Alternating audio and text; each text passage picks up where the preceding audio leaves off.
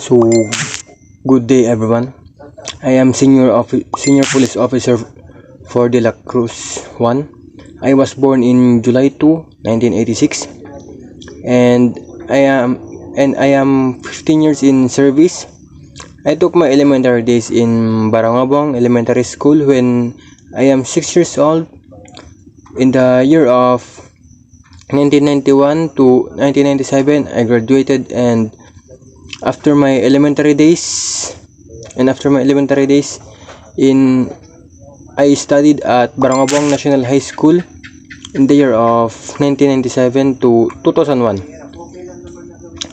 as a high school student.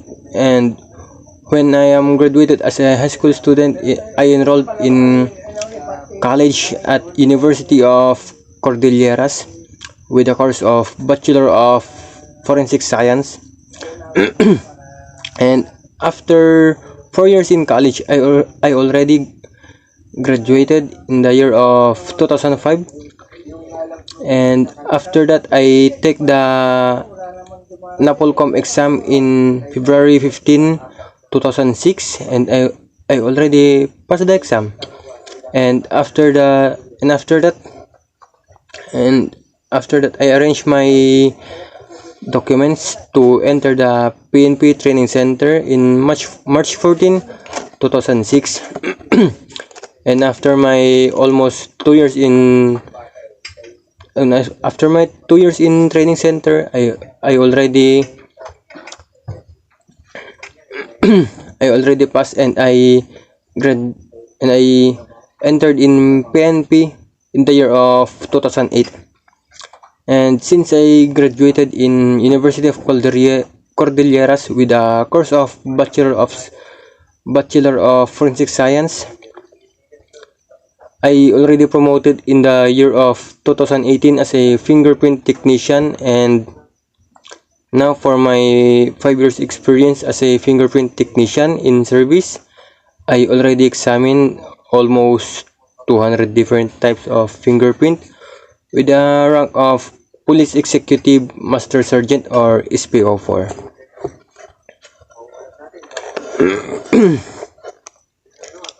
And now I am presenting the fingerprint. Just wait a minute. Photo.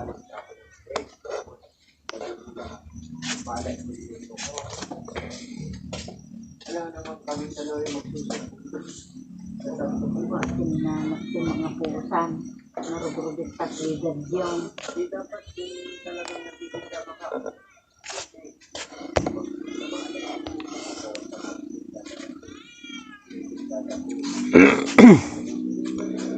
So that, I hope you see it.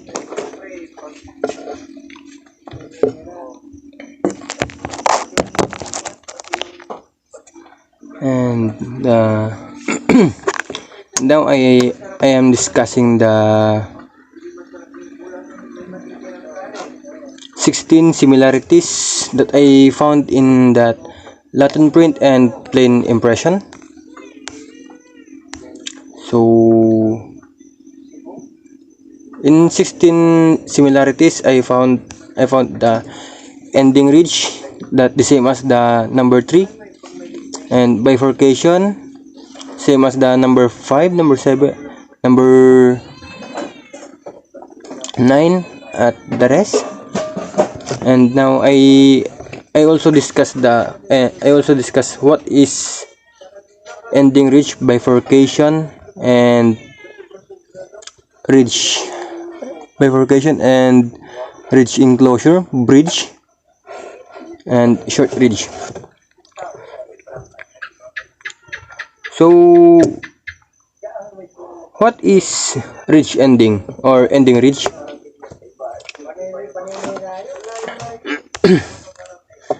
Ending ridge is defined as the point where a ridge ends abruptly. A ridge bifurcation is defined as the point where a ridge forks or diverges into branch ridges. And and also bifurcation. Oh, what is bifurcation? Bifurcation is the where the point where a friction ridge forks and becomes two separate ridges. Enclosure or ridge island formation where ridge bifurcates and rejoins to be one in a short distance. And now what is bridge? Bridge is a fingerprint characteristic in which a ridge connects two parallel ridges in a core, the whirl, loop, or arch of a fingerprint.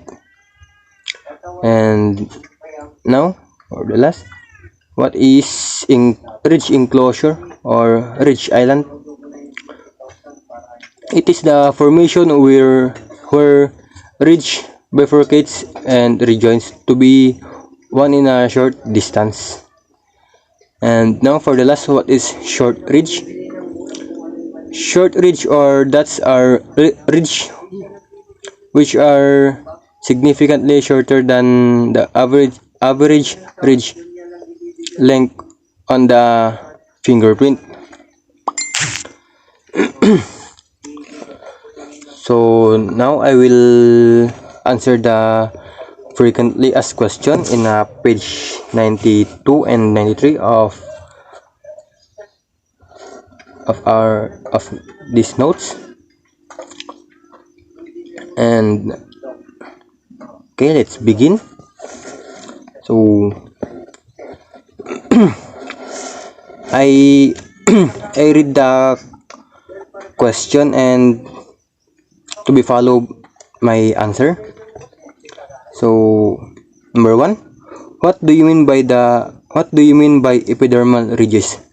Epidermal ridges. This ridge cause ridge in the overlying epidermis. So number two, are fingerprint made up of ridges? So according to my observation or according to my study, so yes, fingerprints are those little ridges on the tips of your fingers. And what are furrows? Furrows are the depressions or canal between ridges. And number four, what is meant by minutiae? Minutiae. It is the point where a ridge forks or diverge into branch ridge. And number five, of what value are they minutiae in fingerprint identification? Value also around 25 to 80 minutiae. And number 6, how many layers of skin are there? So the skin are there is made up of 3 layers. And what is the average thickness of skin on the palmar side of young hand? Number 7, it is thicker 1 to 4 millimeter than the epidermis. And what is poroscopy? Poroscopy, I think it is the study of sweat pores that already discussed with my instructor. And number 9, is poroscopy a science of identification like fingerprint? According to the discussion of my instructor, yes, poroscopy is a science of identification. And question number 10, what is an ink impression? An ink impression, I think it is the recording of the friction ridge detail present on the distal point. And question number 11, what is latent print? An latent print is an impression of the friction skin of the fingers or palms. And question number 12, the What are fingerprint patterns and pattern areas? The fingerprint patterns and pattern areas are the radial loop, ulnar loop, double loop, central pocket loop, and plain arch, tented arch, plain whirl, and accidental whirl. And question number 13. What can palm prints like fingerprint use to establish identity? Um, Palm prints are generally accepted. So question number 14. What is agioscopy? Agioscopy is a method of identification to examine the unique details and characteristics. And question number 16. I'm question number 15, I should say. In fingerprint comparison, what is meant by apparent dissimilarity? My answer is comparison of fingerprints. It would be assumed the prints were made by different fingers. And question number 16. Is there a specific number of points to one must find in order to conclude a positive identification? So my answer is yes. It is more than 12 concurring points. Question number 17. What are the basic premises of fingerprint identification? The answer is the uniqueness, persistence, and permanence. And question number 18. Is fingerprint identification an exact science? If yes, then why would two examiners differ in their opinion? So my answer is yes, because no two people have the same fingerprint. And question number 19. Could you determine exactly the age of latent impression? My answer is there is no scientific way to determine the time of latent print was deposited on a surface. And question number 20. What is latent print transfer card? A latent print transfer card is true transfer of perspiration and oils. Question number 21. How is latent print lifting done? Latent print lifting done by coating fingerprints with powder. And question number 22. What is transfer lifting tape? The transfer lifting tape is mostly applied by using a dispenser. And question number 23. What methods are employed in the development of latent prints and how do they work? And they work when combined with laser illumination. And question number 24. How long will a latent print last? According to my observation, in latent print lasts with the same for life. And question number 25. What is meant by smog print? Is a smog print the same as the print of no value? I think can be smug on the paper, so my answer is no. Question number 26. How many points of identification are found in a normal rolled impression? So my answer is 100 plus identification points. So question number 27. We move on. What are the focal points in a fingerprint of value are they? So my answer is an expected focus of curve ridge of fingerprint image delta, and core. So question number 29, can be fingerprint be forged? My answer is no, because no one have the same fingerprint. And question number 30, can you tell in all instances that a print has been forged? My answer is forgery can be attempted, but it can easily be detected. Question number 31, it is possible that the prints you found and developed are forged prints. Answer is, it is possible to remove, and maybe it is fake fingerprints. Question number 32, what is nin ninhydrin and how does it work? Ninhydrin is the most widely used chemical. The compounds react with the amino acid. And what is the scientific term of ninhydrin?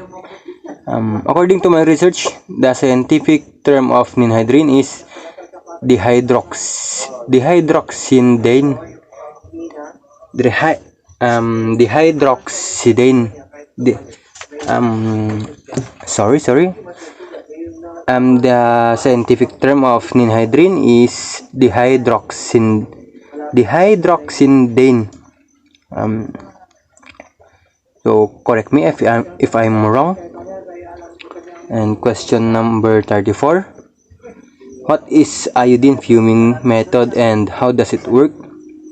The iodine fuming method is the oldest standard technique used to develop latent sublimation of iodine crystals to produce violet iodine fumes. And lastly question, what is sebaceous oil? Sebaceous oil is the oily substance that protects your skin from drying out. And